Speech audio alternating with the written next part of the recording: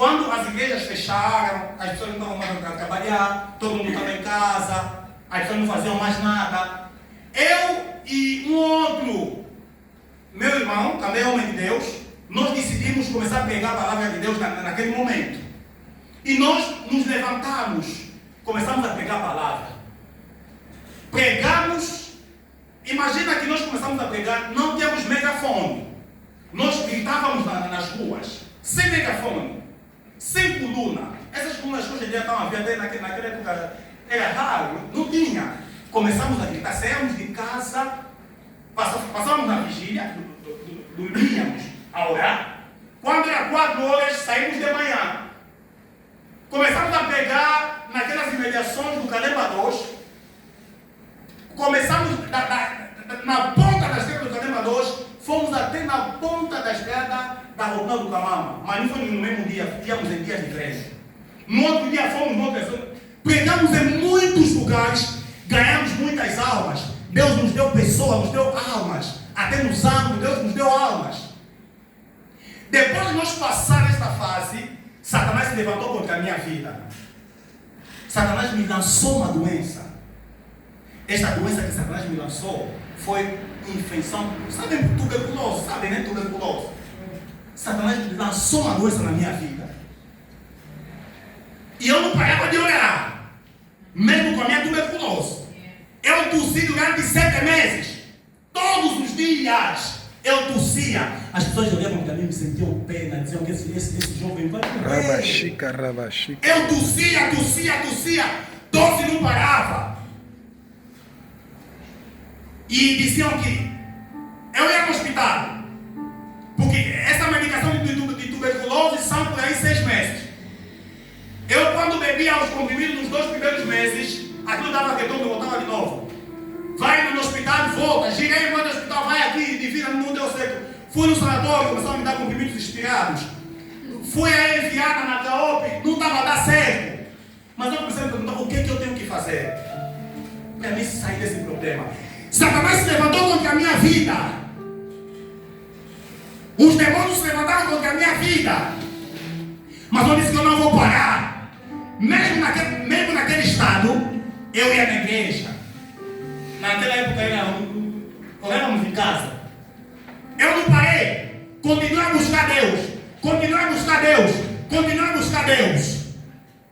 Alguém me disse, volta de novo lá no sanatório, tenta ainda mais dessa vez. Fui. Tentei mais uma vez. Medicação, nada. Eu disse, o que eu vou fazer da minha vida? Uma vez, porque no meu quarto tinha muitos comprimidos. Diz no chão, se não tem água, eu tinha sacos cheios de comprimidos de rifa composta. Quem já teve esse problema de tuberculose sabe o que é rifa composta? São os comprimidos grandes. Amém. Eu tinha muitos lâminas daqueles comprimidos de rifa composta no meu quarto, muitos. E eu guardava como testemunho. Um dia eu dormi. Deus estava me mostrar, eu estava vendo uma visão. Eu cheguei num lugar, havia muitas pessoas. Eu via um homem orar por pessoas. Ele orava por pessoas, mas eu não poderia chegar até onde ele estava, porque havia muita gente. E eu fiquei fora. Esse homem saiu de uma porta, chegou onde eu estava, me chamou pelo meu nome e colocou as mãos no meu peito. Ele me disse assim, que a partir de hoje, essa doença saiu do teu corpo. Amém. Quando eu acordei de manhã, a primeira coisa que eu fiz, peguei todos os comprimidos que haviam restado, deitei. Desde aquele dia até hoje, essa doença passou. Amém. Significa que a oração tem poder. Quando você é um homem de oração, quando você é uma mulher de oração, independentemente da situação, independentemente do problema, independentemente daquilo que pode vir na tua vida, Deus vai fazer intervenção na tua vida. Oh, glória. Aleluia. Deus vai fazer intervenção na tua vida. Então, nós conseguimos entender aqui que a Bíblia vai nos dizer no livro de 1 de Pedro, capítulo 5, versículo 8: sede sóbrios e vigilantes. O diabo, vosso adversário, anda em derredor, como um leão que ruge, procurando alguém para devorar. Significa que nós temos que estar atentos, porque o nosso inimigo, ele está a andar. Os inimigos estão a andar e estão a procurar alguém que vão devorar. E nós temos que estar posicionados. Nós temos que estar atentos. Nós temos que perseverar. Nós temos que vigiar. Por isso é que Jesus Cristo disse que vigiai e orai. São as palavras de Jesus. Devemos vigiar e devemos orar. E o apóstolo Paulo ainda acrescentou que orai sem cessar. Por quê? Porque você não sabe qual é o momento em que o inimigo pode se levantar contra a tua vida. Você não sabe qual é o momento em que podem colocar um obstáculo na tua vida. Você não sabe qual é o momento em que o inimigo pode planejar alguma coisa contra a tua vida. Amém. O inimigo é muito astuto. Eu há dias estava a evangelizar nesse lado do Golfo, do outro lado. Eu estava a evangelizar. Eu não chamei aquele senhor. Eu não chamei. Eu estava a andar. Quando o meu tempo chegar, pode dar um sinal, tá? Eu estava a andar. Eu estava a evangelizar. Um senhor chegou onde eu estava. Me disse assim: pastor, me leva na igreja. Eu olhei para o senhor bêbado mesmo. Eu disse: pastor, leva-me na igreja. Eu disse: tá bom. Onde é que é a tua casa? Ele me mostrou: minha casa é aqui. Eu disse: tá bom, no próximo domingo eu vou vir te buscar e vou levar na igreja. Fui buscar o senhor no próximo domingo. Olha como é que Satanás é muito astuto. Fui lá me buscar. Logo que eu entrei no quintal, Deus me mostrou o estado espiritual daquele quintal. A senhora, que é a esposa desse senhor, me disse assim: olha, no estado em que ele está, ele não vai poder ir. Eu disse: o que aconteceu? Ele disse: ele está bêbado. Eu disse: meu Deus. Mas eu quis lhe levar mesmo assim. O Espírito estava me dizendo que eu tinha que lhe levar. Mas a mulher insistiu que eu não lhe levasse porque ele estava bêbado. No domingo seguinte, eu não tinha como ir lá. Porque eu estava escalado, eu tinha que pregar no domingo no culto geral. Eu disse: tá bom, no culto geral eu vou pregar, mas no outro domingo eu vou lá me buscar. Olha, no outro domingo, quando eu fui lá para buscar aquele senhor, eu estou a chegar naquele quintal. Quando eu coloquei os meus pés na rua, eu estou a ver no portão do Senhor colocar uma foto: adeus, fulano.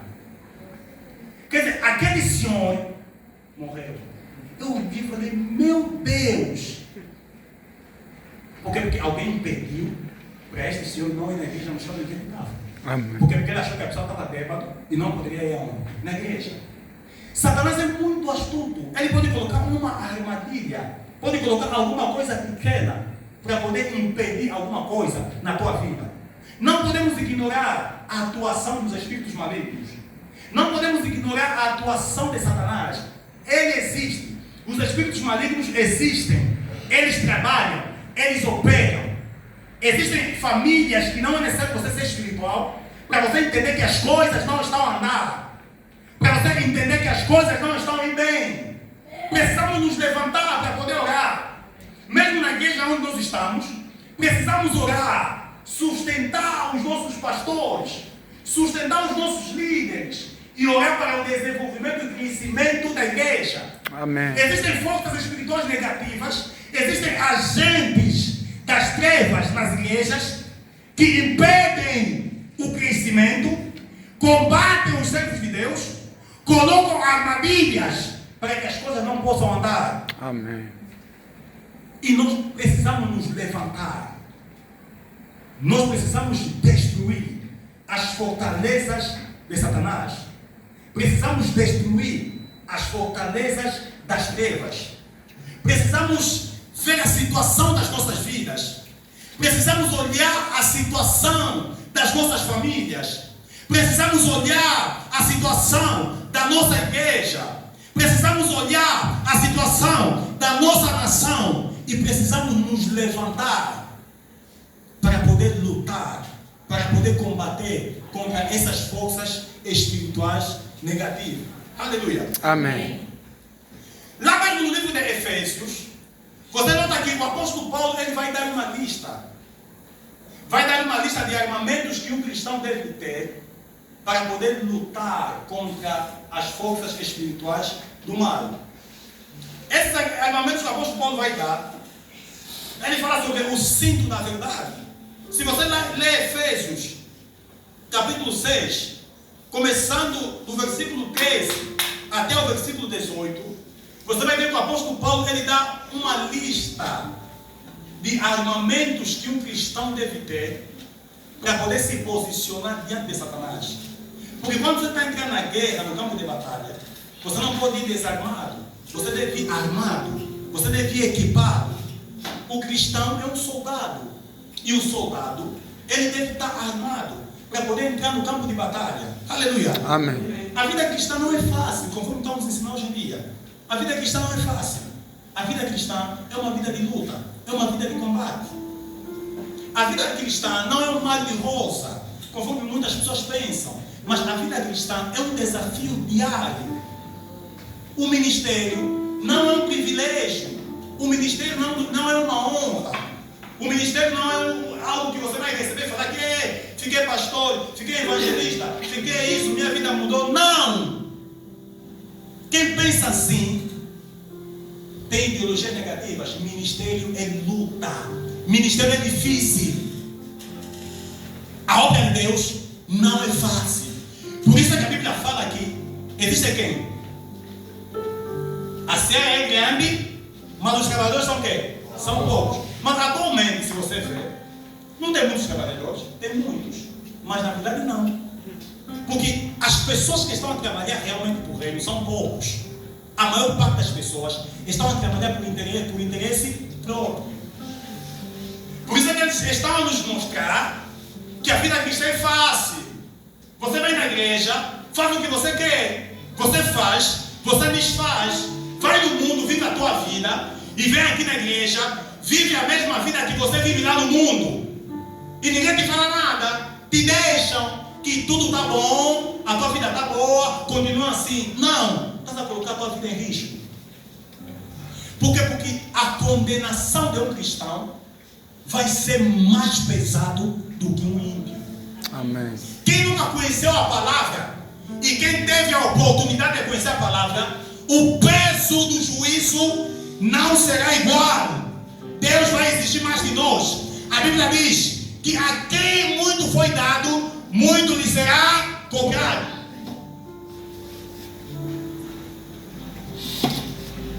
Nós temos que nos equipar para poder entrar no campo de batalha. Vamos tirar da nossa mente que a vida cristã, não, a vida cristã é muito difícil. Tem que orar, tem que ler a Bíblia, é obrigatório. É uma obrigação. Tem que orar, tem que ler a Bíblia, tem que jejuar. Percebe? Tem que ser submissa ao teu pastor. Tem que servir o teu irmão que está do teu lado.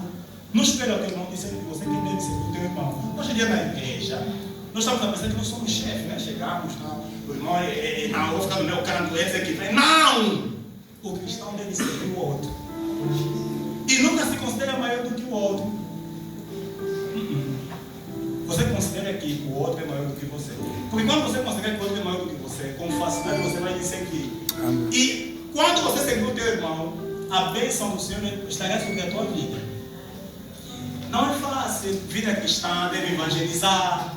Percebe? Tem que evangelizar. Você não pode viver como todo mundo. Se você está na universidade, os teus colegas têm que notar que você é diferente. Porque você deve evangelizar os teus colegas. Se você trabalha, você deve ser diferente no teu trabalho. As pessoas têm que notar que realmente essa pessoa é diferente. Você deve ganhar almas no teu trabalho. Então não é fácil a vida cristã. Do jeito que estão nos ensinando que a vida cristã é fácil. Não é fácil. A vida cristã é difícil. Mas é possível ser um cristão fervoroso, posicionado e forte. Porque os apóstolos foram. Os apóstolos não foram ricos. Não foram ricos. Muitos deles morreram pobres. Mas hoje em dia não estamos ensinando que não, cristão tem que ser rico. Não, pastor tem que ter muito dinheiro. É mentira. Nós vivemos pela fé e vivemos pela graça de Deus. Nós recebemos aquilo que Deus nos dá. Nem todo mundo vai ser igual a outro. Cada um vai estar no nível em que Deus preparou para ele. Mas o teu dever é o quê? Estar debaixo da submissão de Deus. Amém. Amém? Então a vida cristã é isso. E o cristão ele deve deve andar equipado. Ele deve andar equipado. Um soldado que está equipado na guerra, as chances de ele ser abatido são pequenas. A probabilidade de um soldado na guerra que está bem equipado ser abatido é pequena. Porque ele está bem equipado. Ele tem um capacete, ele tem o escudo, ele tem um sapato, ele tem a espada. Você olha aqui, é uma pessoa bem equipada. Se aqui entrar um soldado bem equipado, todos nós vamos temer. Porque se ele estiver bem equipado, vai chamar atenção. Então é assim que o cristão deve perceber que nós temos que nos equipar com os armamentos de Deus para nós poder entrar na guerra e vencer o inimigo. O primeiro equipamento que nós temos que ter é o cinto. Paulo fala, de uma forma rápida, acho que o meu tempo já acabou. Paulo fala do cinto da verdade. Cinto da verdade significa viver na sinceridade e na palavra. Paulo fala sobre a couraça da justiça, que é uma vida reta, uma vida santa diante de Deus. Apóstolo Paulo fala sobre os sapatos do Evangelho da Paz, que vai significar anunciar as boas novas. Porque quando nós anunciamos as boas novas, estamos a vencer o maligno. Por quê? Porque estamos a resgatar as almas das trevas e estamos a levar essas almas na luz. Paulo fala sobre o escudo da fé, que é uma confiança total. O cristão, o filho de Deus, a sua fé deve ser uma fé dependente. Não uma fé independente, não. A nossa fé é dependente. Depende de quem? De Deus. A nossa confiança deve ser uma confiança absoluta. Devemos confiar em quem? Em Deus. O apóstolo Paulo também fala sobre a espada do Espírito, que já falei, que é a palavra de Deus, que nós temos que andar com a palavra.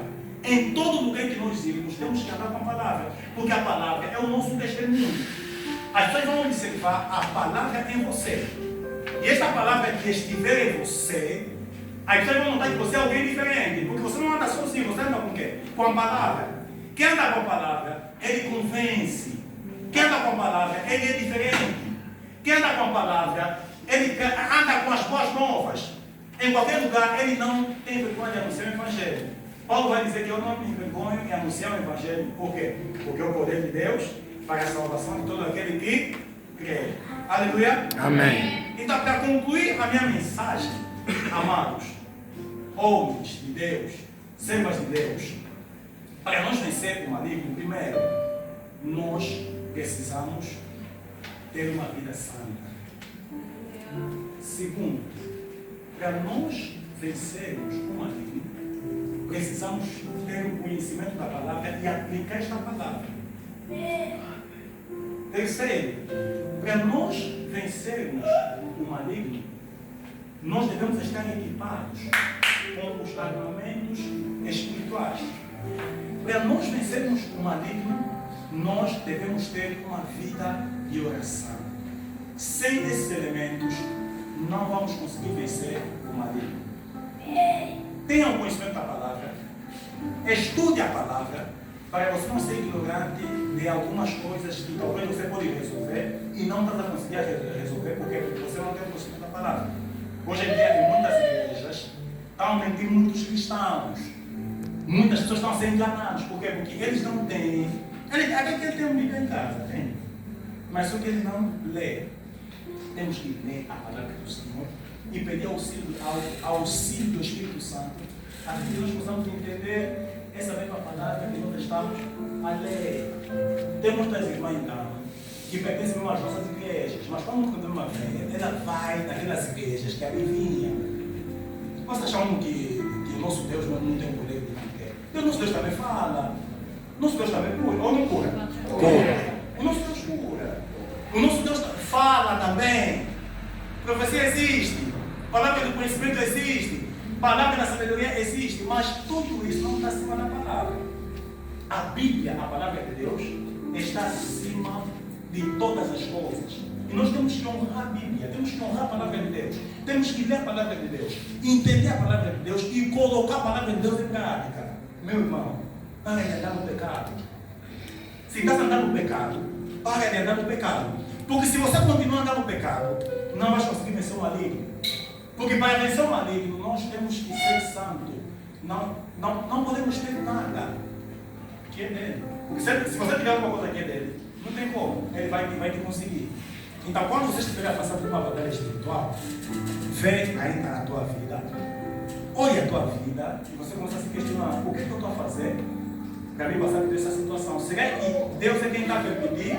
Ou é uma porta espiritual que eu abri que está a me levar a viver essa situação? Aleluia. Amém. Ainda